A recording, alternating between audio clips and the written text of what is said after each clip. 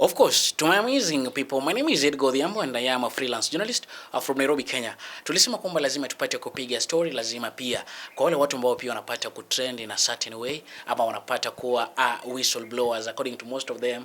Anasema kwamba kuna story mingi ambazo tunaweza pata kupiga pale nje. On one of the biggest occasion kuna hii jambo ambalo lilipata kufanyika and the reason as to why nime decide kumtaja kwa sababu nilipata pia kumhost on that day, on that fateful date akiwa pale kwa live yangu, na story ilikuwa ni refu sana. Tulikuwa tumekesha pale na najua kuna wengi ambao walipata kuiwatch pale kwenye TikTok, but mimi wala pia leo hii nimehakikisha kwamba napata kumtafuta, ni muinvite akuje tupige naye story kidogo kuhusiana na 1 2 3 and so far mambo yanaendelea vipi. Yes, Belle Afrique. Mambo lakini mambo poa. Karibu kwanza ni watu waseme ilikaa mbali sana. How are you? I'm good, I'm well. Niko poa kabisa. How is Mombasa so far? Mombasa too hot. Mpaka ilikuwa it's affecting my skin. I had to seek medical advice. Ilikuwa bambuka. Yeah, because I haven't been there for like some time, for some years, so I'll only expect that to happen. Nice to meet you, Belle Afrique. I know most of the people really want to know exactly who is this Belle Afrique. Why Belle Afrique? Because we have Omondi, we have Onyango, we have Naliaka. Give us. Belle Afrique, BEL space AFRIQ, which stands for Africa. So my name is initially Bella, but it's Belle because of Bella. Bella means beautiful in Italian. Stands by its name. So yeah, Belle stands for comes from Bella, and Afrique means Africa. So beautiful Africa. I represent the African woman. Yeah, so that has been my business name, and now it's my name, and forever it will be like this. I know most of the people are really eager and also asking, where do you come from? Kwanza unaitwa. Unajua kuna watu guys, Bella really understand and understand Kiswahili, and I know for the mamboga who is there and also inspired to listen to your story, please, I need to also consider, because even me as a host, ni tafadhali nihurumie.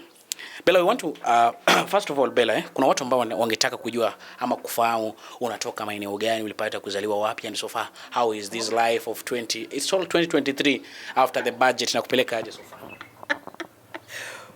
After the budget, when was the budget read, by the way? Mwezi wa sita tu hapa. Mwezi wa sita, June.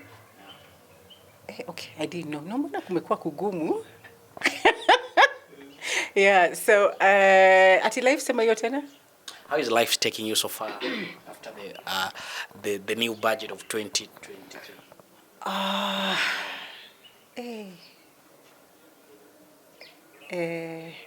Unataka niongele vile kila mtu amekuwa analia hapa. Serikali, saidia serikali. You want me to start crying like that? Okay. From June. June, by the way, ndio imekuwa, I don't know how will I say, ngumu, rahisi. Ndasema ni ngumu sababu that's when nilikuwa nahama kutoka Nairobi, hoping that ningeenda shule outside the country to do my Bible school. Kufanya Bible school in South Africa. But then something happened, and then I was going for my biometrics, yeah? Bible school. After that, niende sasa as a missionary and to do my film production in the UK, December. So nikasema, okay, sawa, sijui South Africa vizuri, so acha nianzie hapa. So what do I do? And I see sikukuwa na pesa vile unasema serikali, mambo ya budget. Yeah, what do? I sell my things, everything inside my house, so that nikuwe na hiyo school fees ya kwenda South Africa, yeah? Nilipe my transport, my school fees and nini. Uzuri miwa si fan wa ugali sana ya maskari, so siwezi jua. But mi upenda skuma wiki, yeah? I take it with semolina. It's a light kind of ugali, yeah? Niko na milky teeth bado. So I need something very, very fine Meno yangu vunjika tu na mapera inavunjikaga, so Some soft ugali. I'm soft ugali, yes, ile ya luya ngumu, yeah, I can't do that. I can't do that. It's too hard for me. So nikauza vitu. So going for biometrics, thinking nitapewa. Nikanyimwa. So that means sikuenda shule. They were expecting me, sikuenda shule. They gave me 1 week to be there or just be square niende the next term, which is the beginning of next month. Kumbuka hapa nimeuza everything of mine. What I didn't sell, I had to take back to my mom in Mombasa. So sina nyumba Nairobi, sina kazi, nilikuwa give up my work, gave up everything that was giving me money. I had Airbnbs, sold off hizo mabiashara zangu, so I have nothing that is bringing in income. Hapo sasa ndio unaona ugumu ya serikali in doing all this budget, yeah? But anyway, been blessed with my mom still being alive. At least I cannot complain so much because at least I have somewhere to lean back on, eh?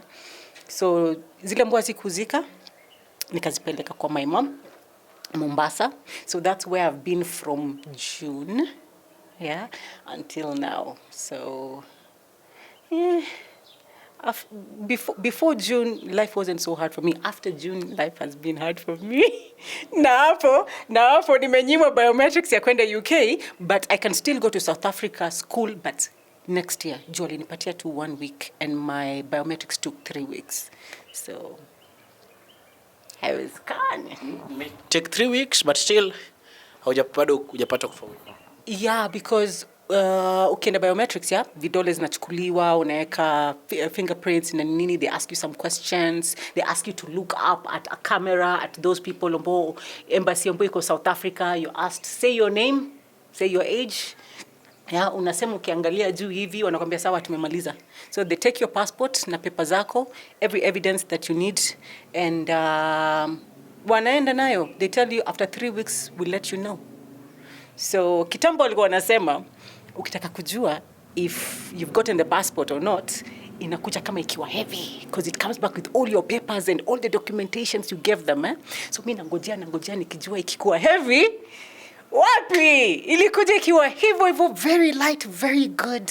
Thinking, yes, nimepata. Sasa wamekaa na makaratasi. What? Denied.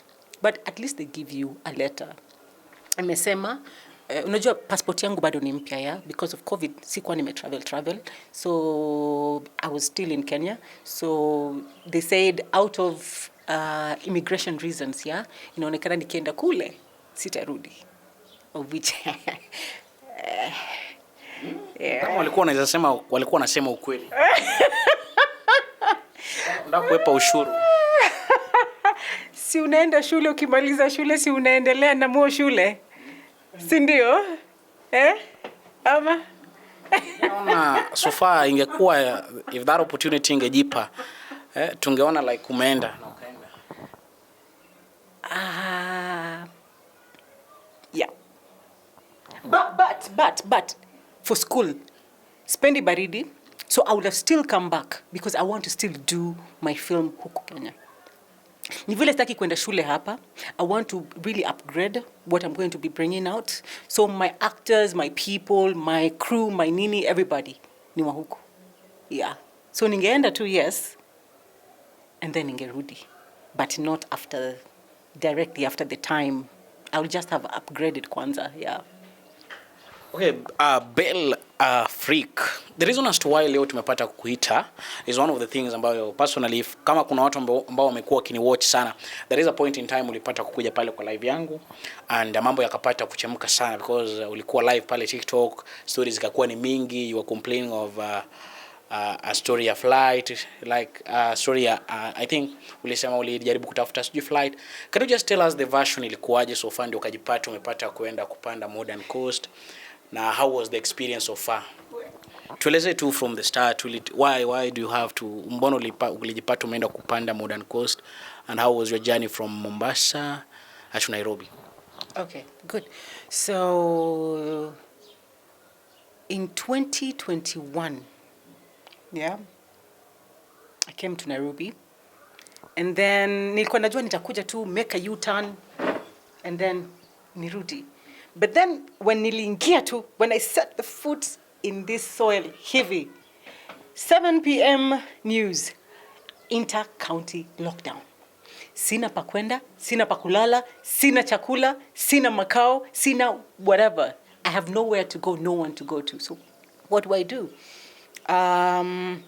I had already started buying an Airbnb, yeah? Kamoja tu kadogo ka 17,000 per month, eh? Nikaifanish, I asked the caretaker to do that. So nilikuwa sijaona kabla kumpatia pesa. I was just sending him money, yeah, nanifanishia. Akiniambia, hizi nyumba ni karibu airport, so na ni karibu aviation school, so kila siku at least utakuwa unapata 2,000 blah blah blah, so hautawahi enda bila pesa. This will be a good business for you. Nikamwambia okay sawa, nikamtumia. I trusted him, nikamtumia. He furnished, he bought everything, by the way, hakuniibia. But then each day akipata client ana pocket. Never at one time alinipatia pesa. So this time nikajiambia okay, wacha niende Nairobi. I won't tell him, niende nifike. I just go take the key from him, nipatie mtu mwingine na nirudi. So when I arrived, hata sijaweka mizigo chini, news ndio hiyo. Kwamba inter-county lockdown. That means I cannot come from Nairobi. I cannot go anywhere. I can't have anyone I can go to. So naishi wapi sasa? Si kwa hiyo Airbnb. Hiyo Airbnb ambayo nataka nitengeneze pesa. Hiyo Airbnb ambayo nataka pia niishi because I've got nowhere to go, nowhere to stay. So me, I'm a person ambayo naweza fanya kitu yote. Hata naweza lala pale nje na ni rent hii nyumba ndio nipate hiyo pesa. The only thing I cannot do is just stoop low to lick somebody's feet, to degrade myself so much so that I get that money. So what I did is, nikaanza kupatiana nyumba yangu. It was the only one house, 17,000, remember, yeah? So at that time, napatiana with 2,000. Okay, I knew alikuwa napatiana nyumba sababu security uko chini. When I arrived, I asked to go to 709, that was my house. 712, that was my house. So as a client, you have to write down your details. So I was like, why should I write? I'm the owner of that apartment. They're like, oh, really? So how come so and so alikuwa anaitwa Atiaya, ilikuwa Tsavo Apartments, Tsavo Studios in Embakasi. So how come Atiaya has been telling everyone hii apartment ni yake and anakujaga na wasichana and he's been using it and clients have been coming. So they showed me the book of the clients who've been coming in. So I was like, okay. I said I won't even confront him. Nikamwambia, okay, it's okay. I'll just deal with that later. Wacha mimi niende kwa room, I'll just come back later downstairs. So wakati nilienda, sinilirudi chini. I met with the anaitwa nani huyu, laundry lady. The laundry lady also. Okay, let me not go so far into that. Let me not go so far into that. That's another story for another day. Yeah. So, nini kafanyika? Na rent nyumba yangu, naenda juu upstairs kwa rooftop kwenda kulala kwa baridi. You know when you come from Mombasa, yeah? Ama when you come from somewhere, because I had to go pitia my mom's place before coming like this. So nikakuja na sleeveless, nguo light hivi. So I didn't have any sweaters or any warm thing. Hii nguo nimekuja nayo Nairobi, niko na nyingine ya kurudi usiku. And that's when lockdown happened. So na rent nyumba sahi, naenda juu, nalala juu kwa stairs hivi. Nikitetemeka hivi, the cold. Asubuhi ikifika, client anatoka, mimi nashuka naanza kuclean nyumba. Navaa gloves, I'm cleaning the place, I'm cleaning all over. Client akienda, maybe I'll sleep kidogo. I barely used to eat. Nikakuwa mkonda. So for like 2 years, 2021 to 2022, I was doing that. But in that time, nikachukua nyumba ya pili, nikachukua nyumba ya tatu, nikachukua nyumba ya 4, nikachukua nyumba ya 5, ya 6 mpaka 10. In that 2 years. There is somebody outside here. Angetaka kujua exactly how did you manage, like hii pesa ulikuwa unatoa wapi for you to have, like, you know, you are, I think the houses unaongeza like the B&Bs, unaongeza the number of B&Bs now you are managing, now you are owning. Yeah, so many people asked me that while they were also living there. Wakajaribu kuona kama kuna ka sugar daddy kanakuja waoni. wanajaribu kuona kama natoka na hao wazungu wanakuja, you know, an hour. Because that's when even MPs used to come and hide there with their, sitasema majina.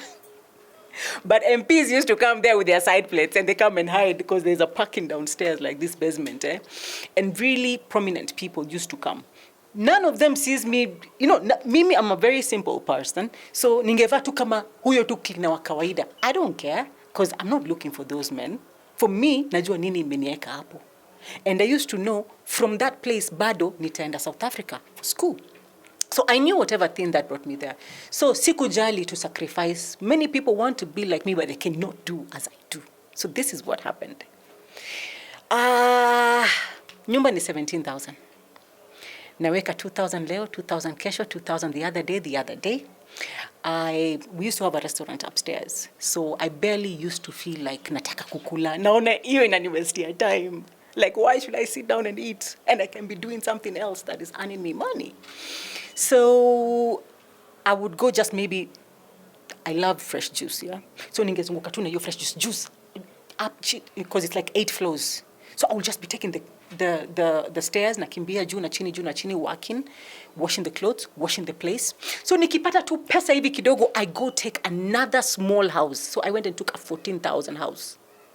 Yeah, 14,000 rent, eh? Your 14,000 is like what? Is $140? Give or take. Hapo, si ndio? And so nachukua hiyo. So that niache kulala huko juu. Nikachukua hiyo nikaanza kulala hapo.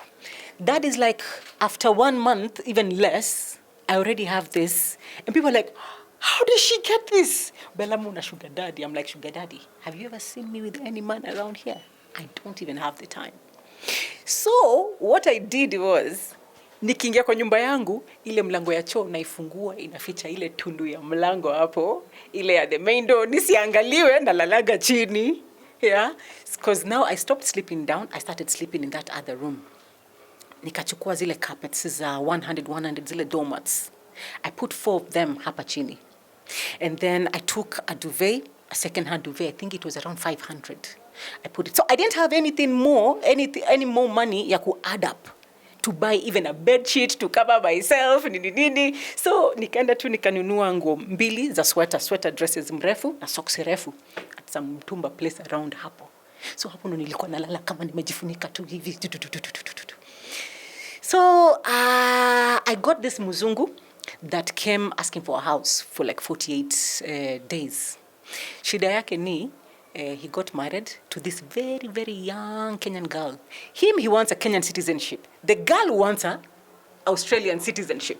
So they had to get married really, really fast so that kila mtu apate chake. So what happens? The first week they get married, this little girl was like 18 years old, 19 years old, starts beating this guy who was like 75 years old. Makofi, papa. So this muzungu is not used to that. Akatoroka, akakuja. So for me, my houses were full. Kumbuka nilikuwa tuna kamoja na ile nyingine nalala chini. So I put him in my friend's apartment. Nikampatia pesa ya siku 2. Juu yeye pia alinipatia pesa ya siku 2. Akaniambia, you know, sahi nimeretire and it's not so good at our country juu ya COVID. So huwa tunatumiwa pesa. So ikikuja, nitakulipa. So don't you worry. So I looked at his passport. Lazima uangalie passport. Because foreigners can run away with your money. Nikiangalia naona huyu hii visa yake iko almost running out na haja nilipa. So I put that in mind. Nikajua hii 2 days sawa, we have still some more days before atoke. So after 2 days mwenye nyuma ananipigia simu, Bella, like what's up? Huyu client wako ni aje? Mimi nitamzimia stima, wapi pesa yangu? Nasikia amekulipa pesa mingi sana na unilipi. Na mimi hajanilipa do for real. Si utume mtu basi akamuulize. I'm actually even really helping him. He has no money. So he's like, apana, mimi namzimia stima. And actually akazima.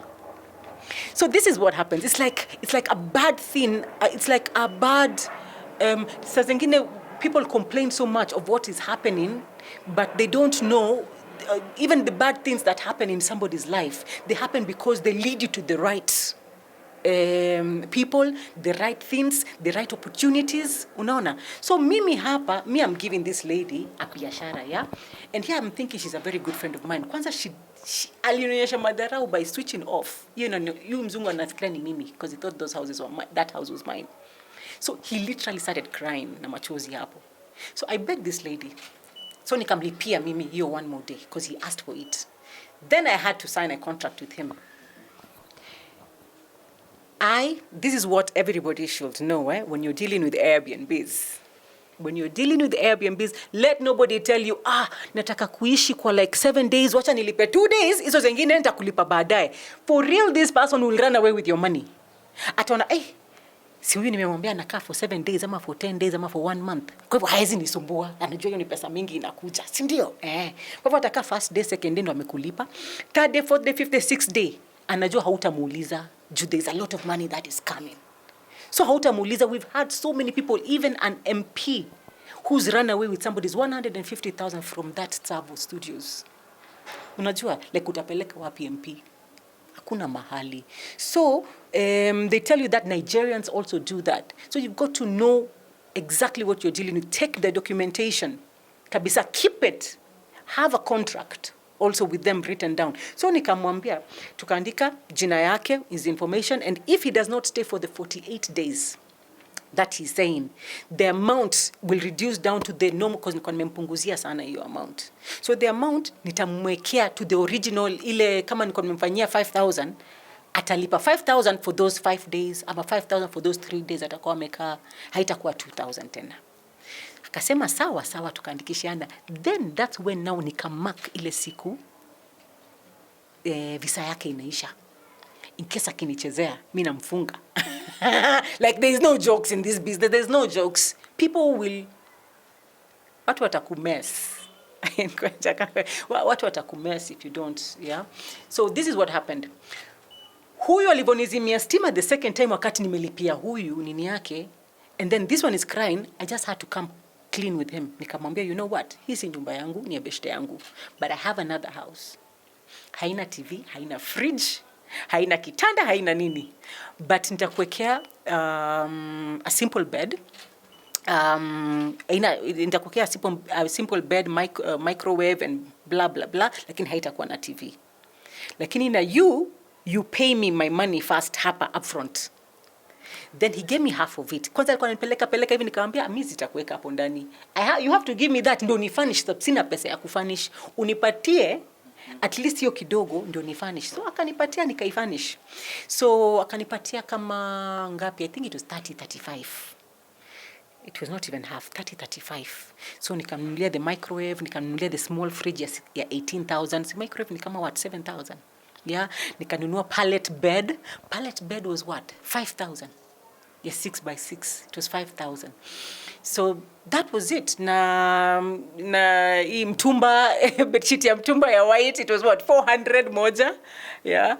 And duvet pia, it was mtush just over there. You know, you just go for mtush but quality. Just go for mtush but quality. You don't have to go to Gigi, ununue vitu za 3,000, whatever thousand, just because you're thinking, nikinunua hii.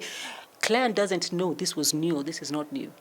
Just go for whatever you see haina marks, nini, it's just pure white, buy it. Nunua pillowcase yako 100 bob. It's clean, it's pure, buy it. Go wash it, put it. You know, if it inanuka mtush, weka Star Soft. Put it there, it will smell nice. So this guy, that's how now I got my second house. So from the money that he gave me, nikafanish hiyo, akaingia. Kumbuka niko na ile ya kwanza bado inatengeneza pesa. So mtu akiingia kwa ile ya kwanza, mimi bado naenda juu. So from the money here and the money here, nikachukua nyumba nyingine. Nikaendelea kulala chini kwa hiyo third house. Just a minute, Bella. At this time you are acquiring these kind of the B&Bs, Yeah. Were you paying, ulikuwa unalipa like is like you are also renting from other person, and then or you're buying, like if we talk about the 17,000 were you buying, ulikuwa unanunua hizo B&B? Like I know most of the people are really doing business, and I think most of the people who are doing business are getting it right, Yeah. And some of them are also they're eager to understand this, how this business is being done, At this moment umesema kwamba you are having like the first one which you acquired 17. So were you buying for a certain period of time, or were you like ukishalipa the 17,000 at that time inakuwa yako 100% ni yako sasa kabisa? So the 17,000, by the way, kuna ya 17,000, kuna ya 14,000 na kuna ya 12,000. Unaona? So ukilipa hiyo 12,000 ama 14 ama 17, that is rent. That is deposit, rent, and then plus the same amount as deposit. So you take it, furnish it, ni kama tu nyumba yako, weka tu table simple, hata wengine wao wanachukua matairi, paint hivi, unaiweka hiyo glass, hiyo tosha. Nenda ukachukue pallet zako, pallet zinauzwa pesa ngapi sijui, 100 200 per pallet. It's like you are also renting, and then you are also earning from it. Yeah, and then also you get it now, watu wakikuja wanalipa like. Wanalipa. Yeah. So wewe unalipa 17,000, lakini kila siku unairentisha 2,000 of which I really nilikuwa nikianza kufurnish, nilikuwa natengeneza ziwe class. Kila mtu alikuwa na mwingine anafanya 1.5, mwingine 1.82, mimi zangu zikapanda zikakuwa 5,000. I was the only one and I never told anyone. Jukiambia mtu sasa hapo ndo unaibiwa clients. Hapo ndo unaibiwa clients. Wanakuja wanafuata huko chini kwa reception. Why are you taking this that is $50? You kuja kwangu. They still kabisa na amekuja asking for Bella's apartments.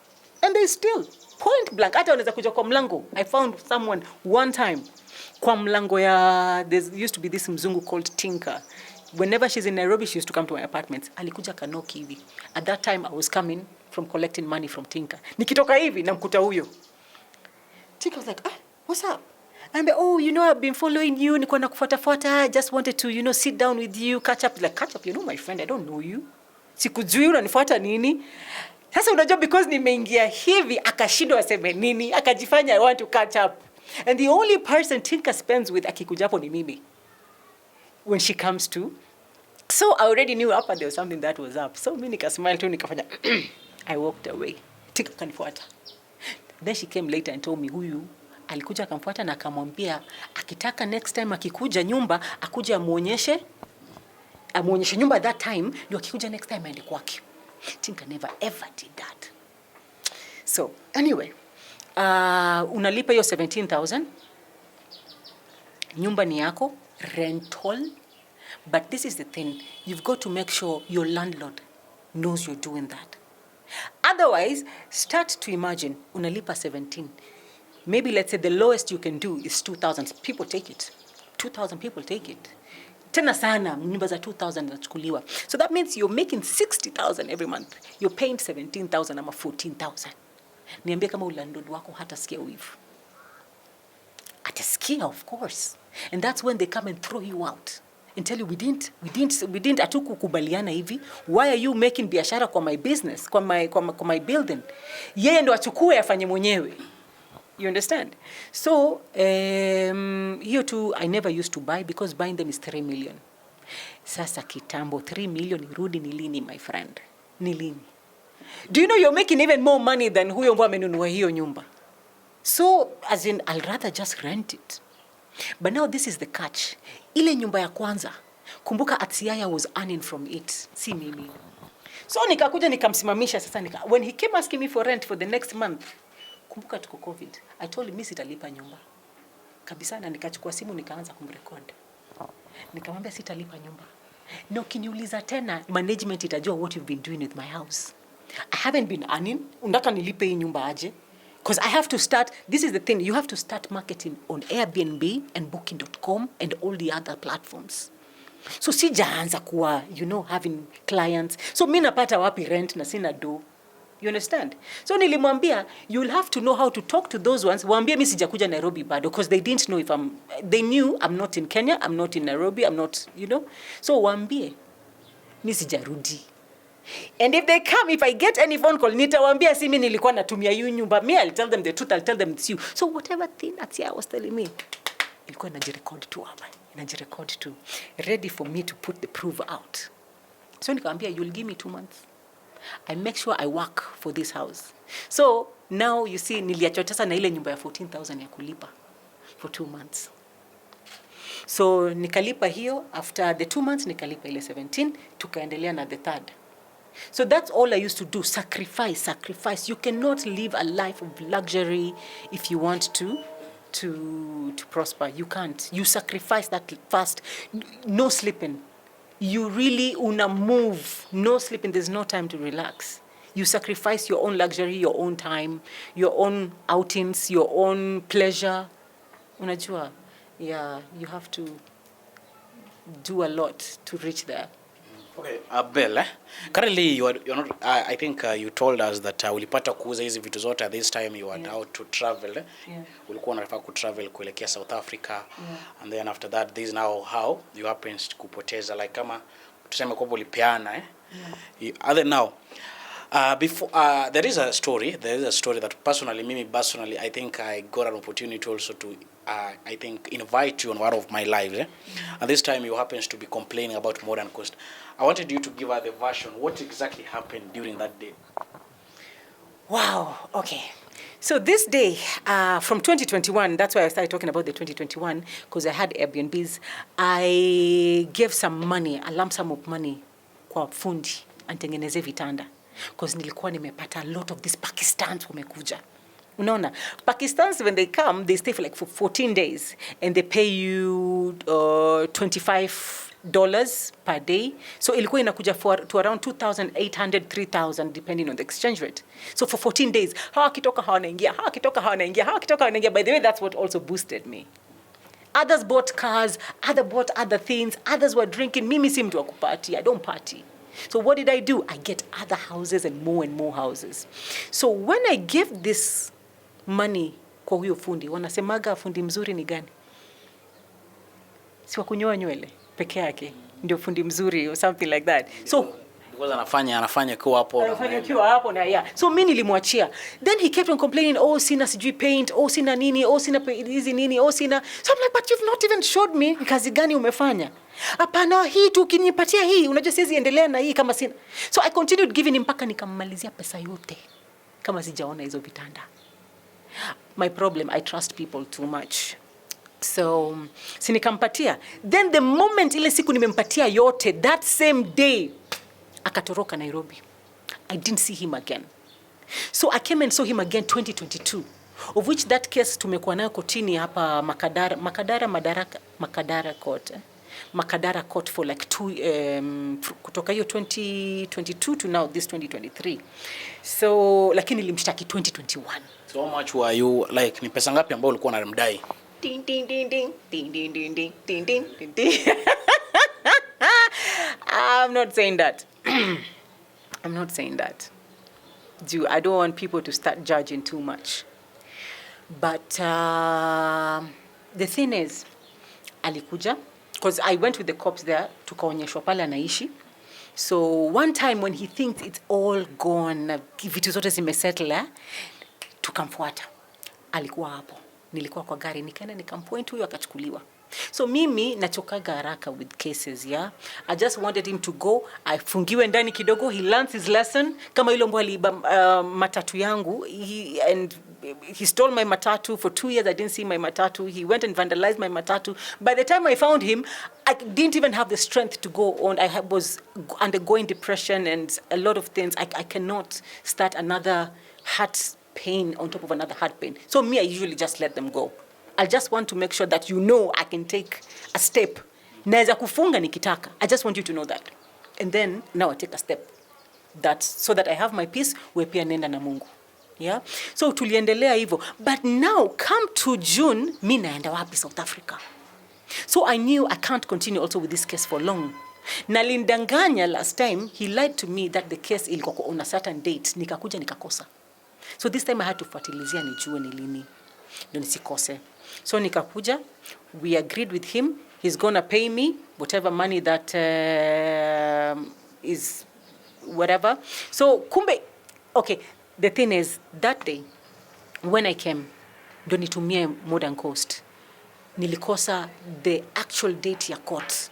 So ikabidi niandikie barua kotini so that wanipatie another date. Because already tuko tumepanga, I'll go and drop the case. So by the time wakinipigia ni usiku, and I'm supposed to be in court tomorrow in the morning. So I'm trying to tafuta the flights. I'm not finding flights. I'm trying to get SGR. SGR is almost full. All the seats ziko full. I think at that time watoto walikuwa wanarudi shule. Yeah, watoto walikuwa wanarudi shule. So wanarudi shule ama ndo wametoka shule, something like that. And there was a group for bonfire also that was also traveling, a big group. So nikakosa. So the only thing I could do is me and my bags nimepack, nikaenda hivyo hivyo Tao. I don't know what I'm traveling with, I don't know with who, but I knew I have to travel. So nikafika hapo Tao, and then as I'm passing, I'm saying, hey, kuna modern coast hapa. And they're saying, they're giving a good rate for VIPs, good rate for VIPs. I'm like, hey, mimi na mgongo yangu hii, ambayo imekuwa inauma for 20 years, I need this. And if it's this amount, mimi nikasema, why not? Wacha nipande. But that was the worst mistake I ever did. Worst mistake. Because as I went in, tukaja, gari kaja. Ikatoka to this point, ikasema sasa si tunaenda. Tukaenda tukapiga U-turn. Now we went to the actual original office. Pale tulikuwa ilikuwa kwa siko office, because when even you're paying, haendi kwa huyo, haendi kwa modern coast. If you're paying, inakwambia jina nyingine sijui, like Edgar Odhiambo. But I remember it was a Luo name. I would expect to get a Kikuyu name or something. Otieno, Wino. Ouma, something. Yes. So I was like, why? So I was thinking it's only sababu unailipia hapo nje ndio uingie. So I asked this other person. Akaniambia mama, nini si niko hapa na nyinyi. Na hii hata kama iko na jina yangu, si hii ticket tunakupatia imeandikwa modern coast, tunakimbia wapi? Hii basi nzima tunakimbia wapi? So I was like, okay, sawa. So nikaingia. Mwingine akaingia tukazidi gari kaja. It was a 45 seater. Tukatoka hapo, ikaenda ikazunguka, ikaenda now to the original office. Tukifika hapo, gari kazimwa. Stima ikazimwa.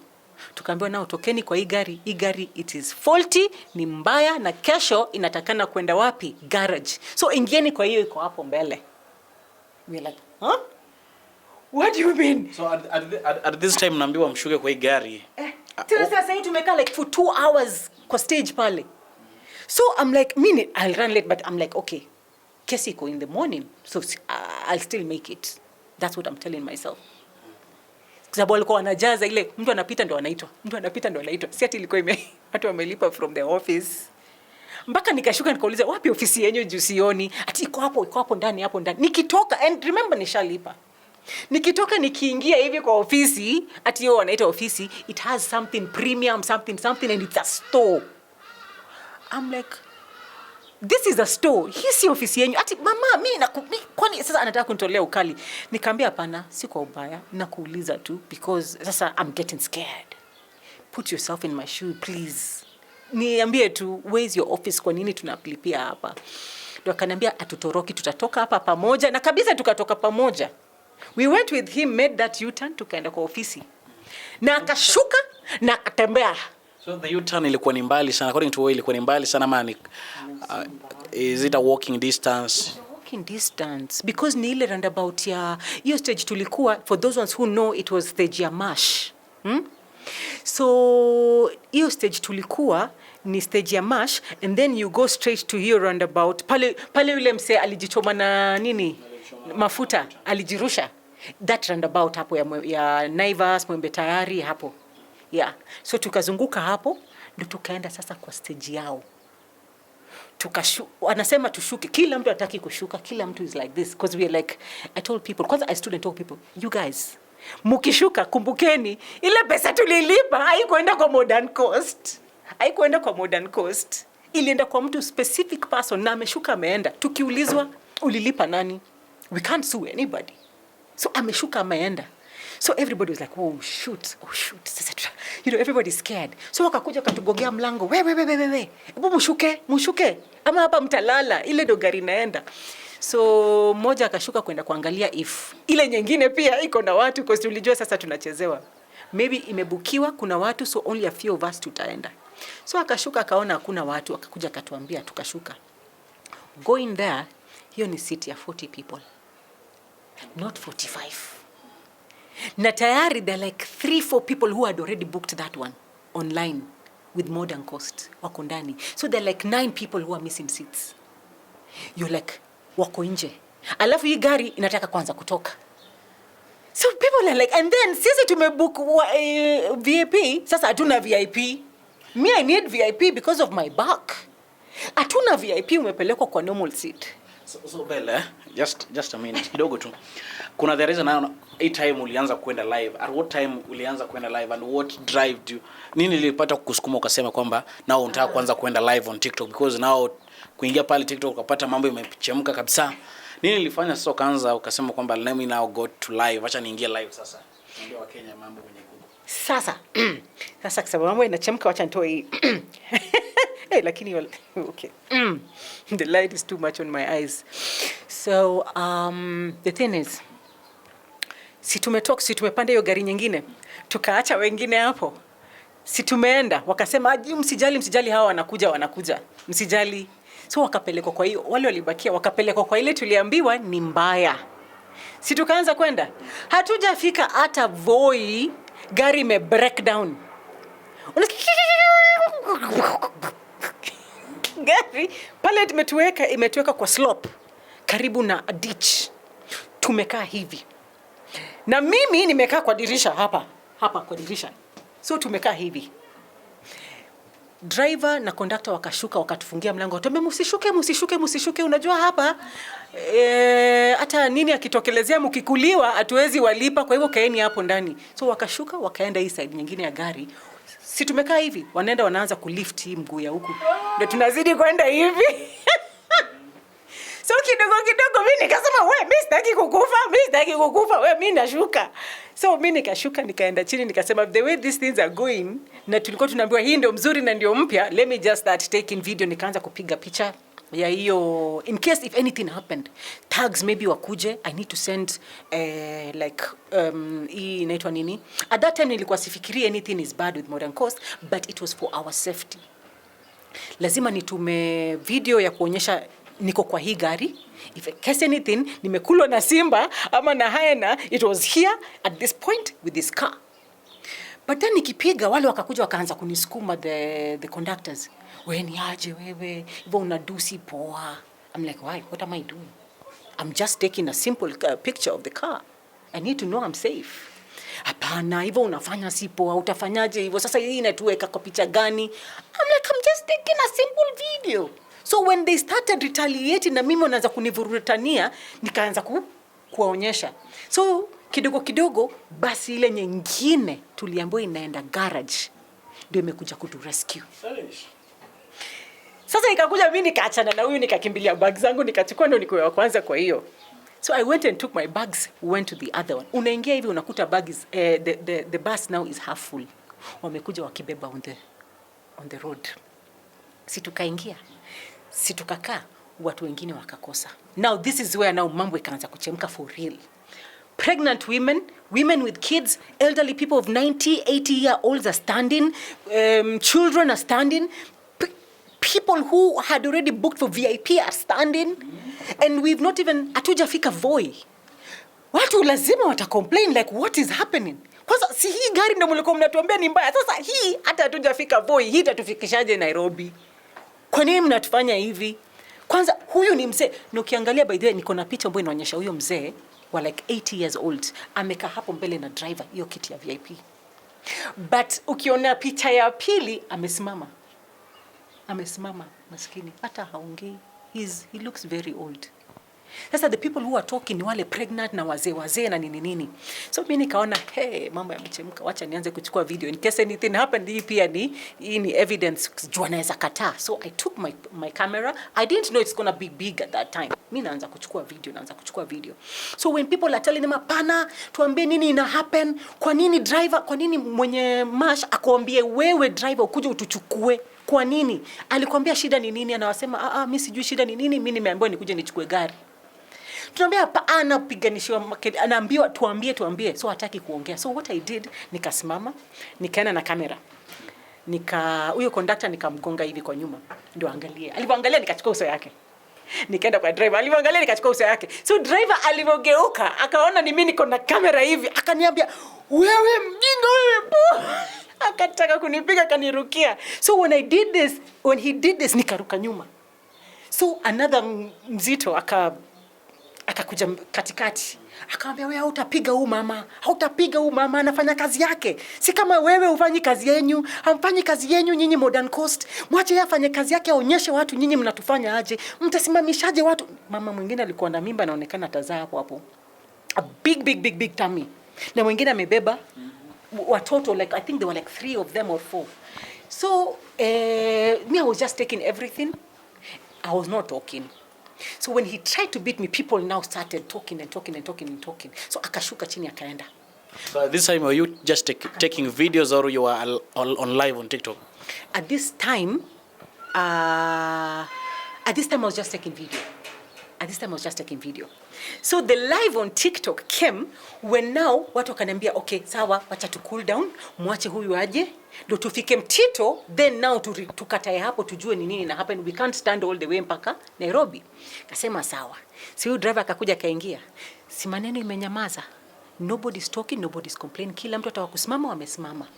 Watu unaona hii ni viti, hii ni zile handles ya. Watu wamekaa paka hapa. So wewe unakaa hivi. Ndio mtu usaidia kae hapa. Umelipa VIP. Na umelipa VIP. Huyo amekaa hapa, huyo amekaa, wengine wamesimama, wengine wamekaa chini. Imagine. And si ati tunabebwa bure. Hao wote ambao wamekaa hapa chini wamelipa. Tena wengine hadi VIP. Wengine mpaka VIP. So now me I didn't even have place hata ya kujua hata ile suitcase yangu ilikuwa sasa kwa seat yangu. Mimi sasa kazi yangu ni kuchukua tu video. So si amekuja nikanyamaza sasa nikatuma hiyo video. Ndio sasa nikatumia hiyo video my mom in case if anything happens tuko hapa.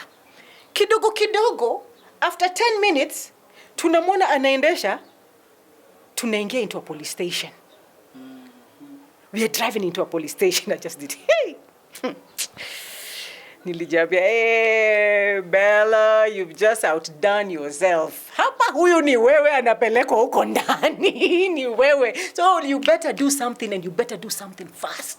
Nilijua I've got to do something. Juu nikichukuliwa nikiweka huko ndani, hakuna mtu atawaijua pale niko. Juu nitawachwa na hii basi itaenda. So immediately nikaingia live. And this I think was my first live.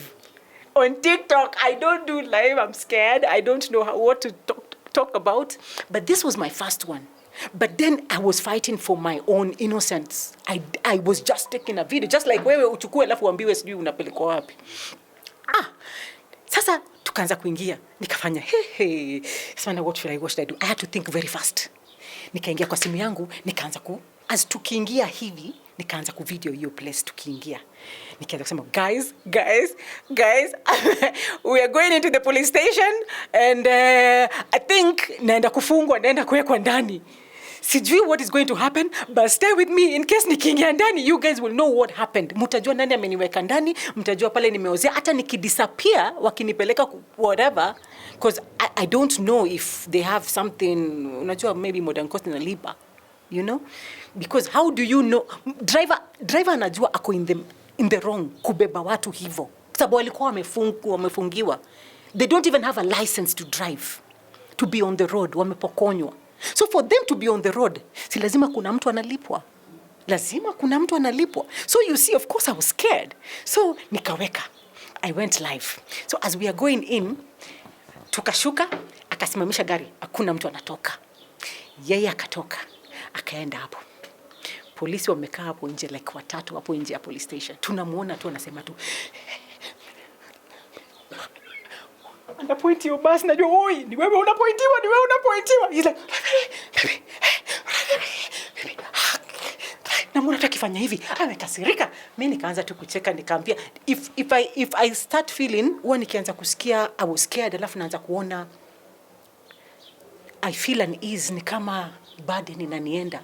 Huwa naanza kujua nothing. God has sent his angels to protect me. Nothing will happen. So immediately I started smiling, saying, angalia huyu anaambia mapolisi story na wamekaa tu. Immediately the men in that bus, the shoshos, the gokas, the men, the pregnant, everyone. Like half of the bus left. Wale walikuwa wamekaa chini wote, wale walikuwa wamekaa hapa wote. Wale wamesimama wote walisimama wakaenda chini. They went to the police station to go talk to them what was happening. So now, I was the culprit. It turned around. It turned around too. And you see, at that time, you were live also, and I'm so grateful to you because you really encouraged people to come there and see what was happening to us, to me almost being jailed for exposing modern coast. Because after that, a week after that, I've seen 2 other posts on my own, leave alone zile watu nimeambiwa wamepost. 2 other posts wakisema FUCK modern coast. Watatufanyaje hivi? Wanachukua pesa zetu alafu wanatufikisha kwa barabara wanatuacha. Because that's what was happening with us. Munafikishwa munaachwa mpaka when you start complaining and you start beating and really reinforcing it, then now they have got nothing else to do, because what they do, they give you a bad bus. Inafika kwa njia, inaharibika, they give you another one, inaharibika before hata mufike katikati. So what do? Most of you will want to go back. Somebody like me who is going for a court case, I will take another one and pay from my own pocket. There's another one who had an appointment na hospitali. Ye pia anaenda surgery. Ilibidi pia a book. Hawarudishi pesa, walikataa. And that's what we realized. They take your 75,000 from us. The next day they did the same thing to the people who are traveling. Ifuatiliziad. They did the same thing. The next week I saw 2 other people saying the same thing. They give you bad, wrong, yani buses zimeharibika, ndio ziharibike mushindwe kungoja, because tulingoja hapo, tulingoja, hakuna bus nyingine inakuja. Do you know what they tell us? Itabidi sasa mgoje, kuna basi iko Kisumu, na sasa hiyo ni 4 asubuhi, 4-5. Kuna basi iko 5 kwa sababu kulikuwa kumeanza kutokezea mwangaza. Kuna basi iko Kisumu, itoke Kisumu, ikuje Nairobi, iende Mombasa, ndio iwakujie. How is that even possible? So at this time mlikuwa pale police station bado still? Yes. Kujiwa, like at this time people walikuwa wanashuka wakienda. Walishuka wakaenda waka explain kwa polisi. So what happens now? Polisi akasema sasa hii tunaona inaonekana nyinyi modern coast ndio wenye shida. How do you inaitwa nini overload people, kwa sababu hiyo already ni hatia ya Kenya. Because now the police also, I'm thinking, that's what I'm thinking. I think the police had to react like that because those people said, yule mama hana shida, yeye anafanya kazi yake, anachukua video. So already they knew, hata wakiwatetea, the world will know. Because kama anachukua video na itaenda nje, na nachukua live, that means nitawachukua nyinyi, mkinishika, when I'm bringing and exposing the truth. So they had to turn it around on them. Wakiwaambia, okay, sawa, sasa ni wewe driver uko na shida. You are not, umebeba excess. So hii gari itatoka hapa only if watu excess wametoka. Muendelee. Wale ambao wamekaa chini peke yake ndio wataendelea. And then mungoje ile basi nyingine. But who wants to come out? Who wants to come out? Hata wale wamesimama nani? Because si wao wamefanya shida, ni modern coast. So hakuna mtu anataka, because kila mtu anasema mimi naenda burial, mimi naenda hospitali, mimi naenda kotini, mimi sijui nini. Hakuna mtu, kila mtu amelipa. Nani anataka basi na kuja kutoka Kisumu ifike Mombasa ndio ikuje? That means there's no need of going. Na wanajua hiyo very well, modern coast wanajua. That's why they do that, because you're going to give up. So what we decided is, so nikashuka chini now to know whatever thing they're talking about, whatever they're deciding. So nikishuka chini, nimeshikilia simu hivi because it was too dark. Sisi tumezimiwa stima, kaenda kwa polisi kunisema. So nimeshuka chini, nikaenda kwa hiyo station kulikuwa kuna ile very bright light. Yeah, the security light. So I needed to be seen. So I thank you very much also for saying, Bella, don't go offline. Don't go offline. Stay online. Let us see everything that is happening. Let us see everything. Na wale polisi ambao wanataka kukushika, wacha wakuje tuwaone hizo mauso zao. So I was really encouraged by that.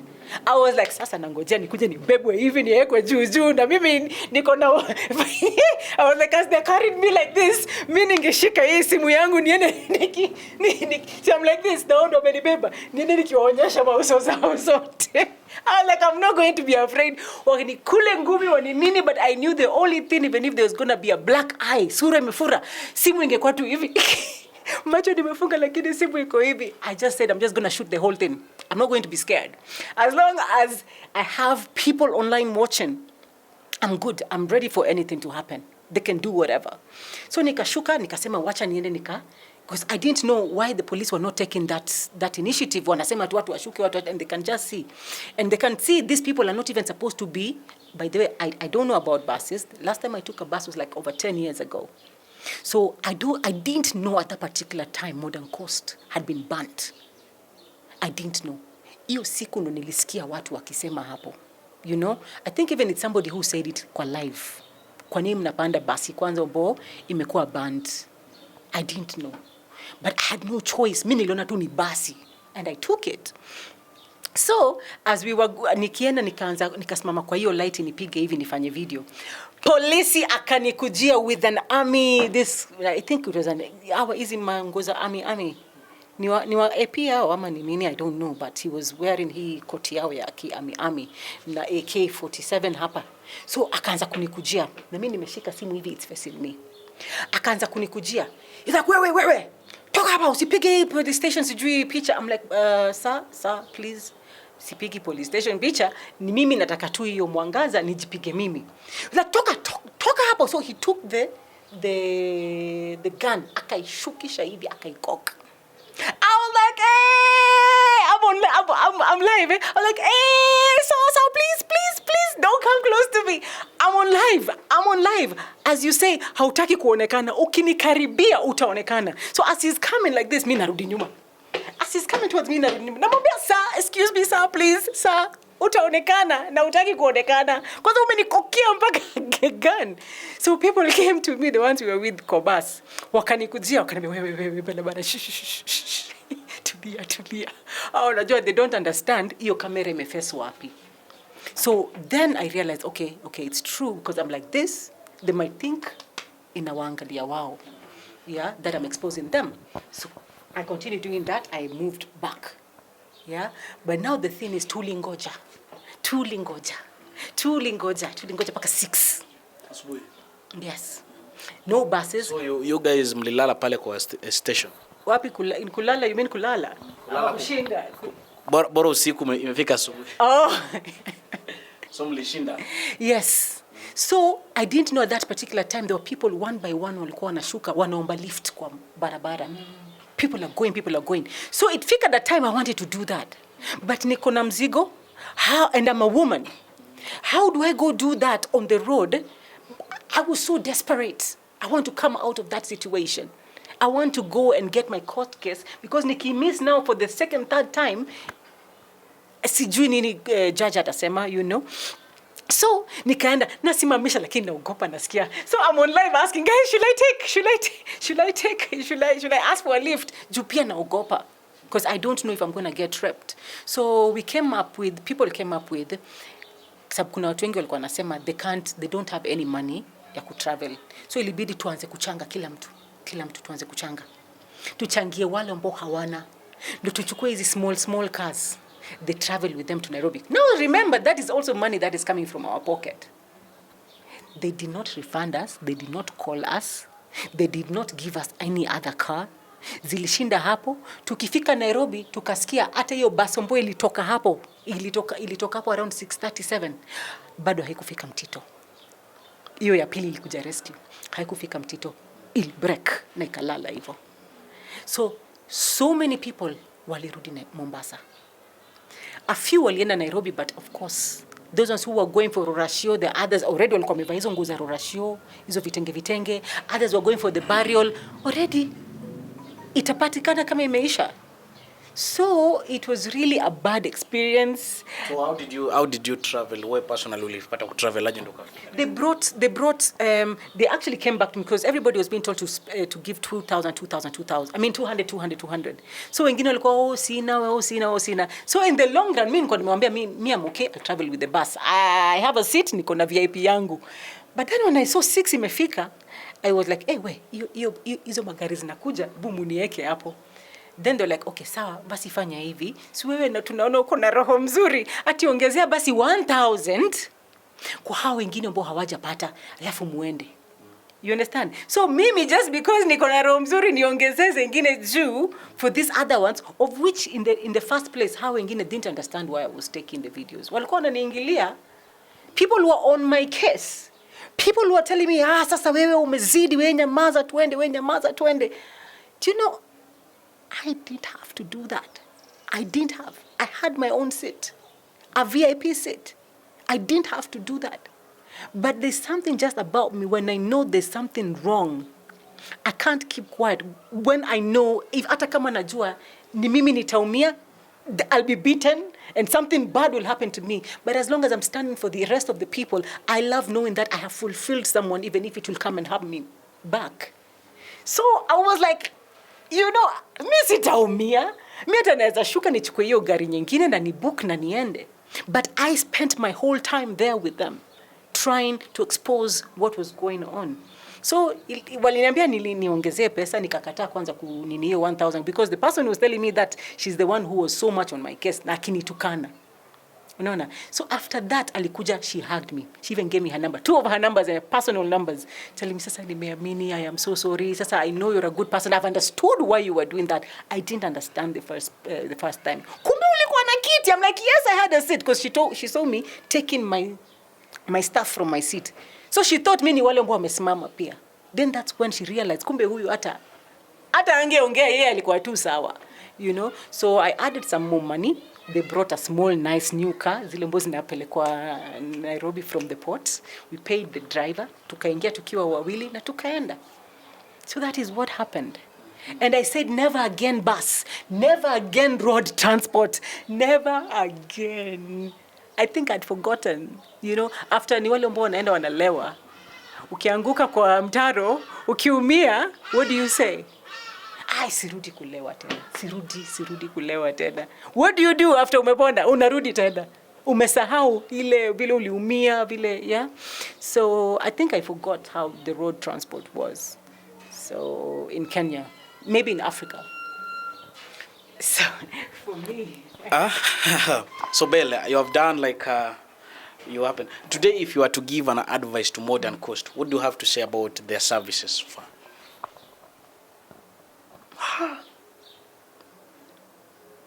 I would say first the government should check. Waangalie vibali zao. Waangalie licenses zao. Waangalie magari zao. Because they are putting unroadworthy vehicles on the road, which are so spoiled, na bado ata ile mbo inakuja kuwa rescue bado ina nini iko na breakdown, iko na inaitwa nini, iko na shida. Unaona, ile pia bado inakuja iko na shida. So I would tell the government, please check on these buses, check on their licenses, check on their if they're really roadworthy or something, their engines, if they can have people, the NTSA, yeah? I think that is the work for the NTSA. They should go to Modern Coast because I think they are traveling at night only. They're not doing this during the day. Wana travel tu usiku. Wakati wanajua hawaonekani na wakishikwa kuna wale mapolisi wanalipa. You see, so I would actually suggest the NTSA should really take initiative. Otherwise, walifungiwa because of the same thing. Accidents, watu kukufa, overloading, or, you know, accidents kubwa watu kukufa. And so I would say the government should really take that initiative. So guys, today we happens to have Bill Afrique and we have shared a lot. Amepata kupiga story na sisi sana, and I think on one of the occasions nilipata kumhost pale sana. I normally call her the whistleblower because during that day I think she was the only person who stood up to fight for the people ambao walikuwa pale ndani ya Modern Coast. So far I think we have tumekuwa na a very nice conversation. But meanwhile guys also, and I think she's also doing vlogs pale ndani ya YouTube and also on Instagram. She's on Instagram. These social media handles najua kwanza course. But meanwhile pale kwa YouTube I think she's doing an amazing content. So far hebu ambie kwanza pale YouTube. So far what are you doing so far on YouTube? Because I've seen you on some of the occasions pale YouTube. Are you also a whistleblower the other side? YouTube or TikTok? On YouTube. On YouTube specifically, yeah. On YouTube, I'm not really a whistleblower. On YouTube. So it was a one-time event, a one-time. Oh no! If I see anything like on YouTube, yes, I want to be a whistleblower. By the way, for everything that has been happening in people's lives, in my life, and all that. But that's not the reason why I'm doing YouTube. I opened YouTube because it saved my life. I'm someone who's been having, I don't know if I'm supposed to say this, lakini acha niongee na Kiswahili ndio isishikwe na algorithm nini nasema. Nimekuwa mtu ambao nimekuwa na hii mawazo ya kujiua. Yeah, kwa miaka na miaka for years. So with YouTube I started it because of when nikiona helping people, because of helping people. And the last time nilikitaka kujiua with rat poison on top of the table, I danced to something, and at that time I was watching this guy called I Am Marwa. He was doing something really good. Alikuwa anasaidia watu kwa hiyo village yake, yeah? And how he impacted those people, the smiles, and seeing them so really like their lives changing because of what I Am Marwa did. The life, as in, it was really nice to see that I can do that. I can be, even if I am tired of my own life, I can do that. I can be somebody's reason for living. You know, like wale walikuwa wamechoka na maisha, the way the situation of living, the condition of living wasn't really good.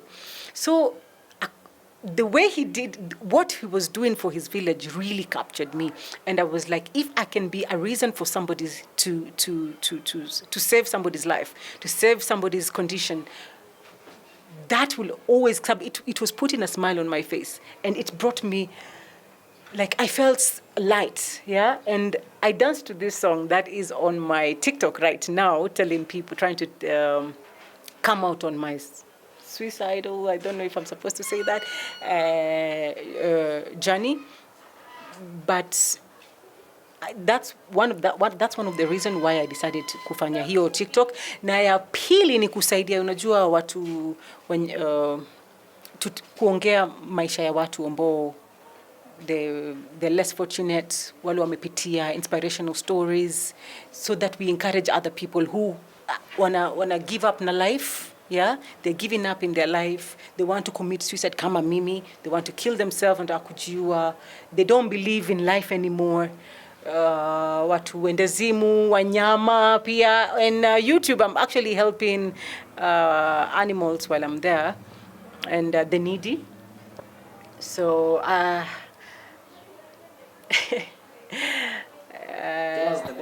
know most of the people want to know exactly what is the name of the channel.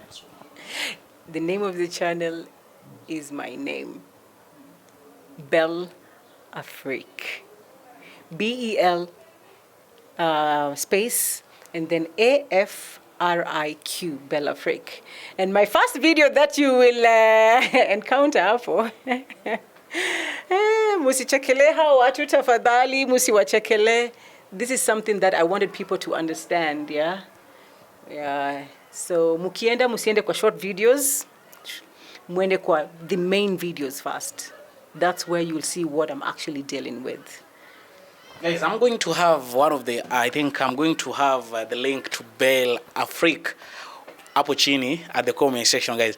Make sure guys umepata kufika pale, piga like pale, piga subscribe button. Make sure kwanza umepata kumfikisha that is 1000 pale. Unajua kwamba anapiga kazi safi sana. Make sure guys umepata pale kwenye comment section guys, mnaweza interact so far, muone zile kazi ambazo anapata kufanya. Make sure umepata kusubscribe. Tumpush kwanza because she happens to be one of the whistleblowers and because of that nilipata kumtaja nikuje kupiga na story kidogo tupate kuelewa je changamoto ilikuwa pale je na kapata kupiga shughuli moja safi kuhakikisha kwamba anapata kuokolea wale maraia ama abiria ambao walikuwa wakipata kusafiri. At long last ni kwamba kila kitu ilikuwa shwari sana.